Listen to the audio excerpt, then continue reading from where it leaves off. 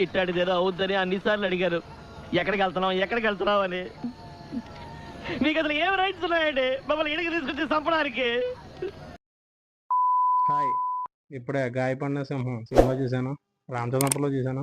ఎలా అనిపించిందంటే గాయపడిన సింహం కాదు భయ్య, నేనే గాయపడ్డాను. ఎందుకంటే ఫస్ట్లీ నేనైతే అనుకున్నాను నవ్వుకోవడానికి వెళ్ళాను, నవ్వించకపోగా నన్ను ఏడిపించారు. ఏంటి అసలు ఏంటిది నాకు అర్థం కాలేదు.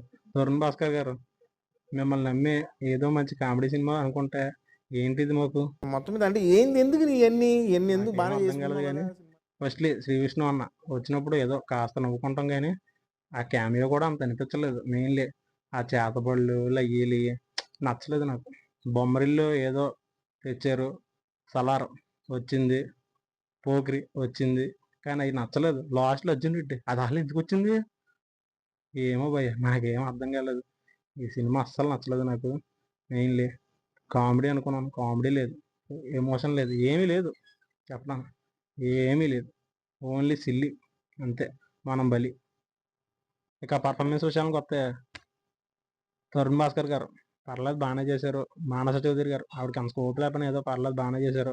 శుభలేఖల సుధాకర్ గారు అమ్మో, ఆయన కేజీ ఆఫ్ ఎలివేషన్లు ఇస్తే భయ్యా మనకి హిట్స్ వచ్చేస్తే కన్ఫర్మ్. కానీ ఆ ఎలివేషన్ లేటో ఆ డైలాగ్ లేటో ఏం ఏం అర్థం కాలేదు నాకు. ఇంకా ఫరీ అబ్దుల్లా గారు ఆవిడ కూడా పర్లేదు బాగానే చేశారు. నెక్స్ట్ విష్ణు కామెడీ ట్రై చేసాం, ఏం పని అవ్వలేదు, ఏదో ఉన్నంత వరకు పర్లేదు బాగానే చేశారు. ఇక మెయిన్ విలన్ చక్రవర్తి గారు స్కోప్ లేదు, ఏమీ లేదు, రైటింగే పెద్ద బాగలేదు భయ్య, ఆయనకి పెద్ద అనిపించలేదు నాకైతే. ఇక ఛత్రపతి విలను అమ్మో, ఇంకా చెప్పాలంటే నాకు మామూలుగా రావట్లేదు భయ్య, తలపోటు వచ్చేస్తుంది తలుచుకుంటే. అంతే భయ్య.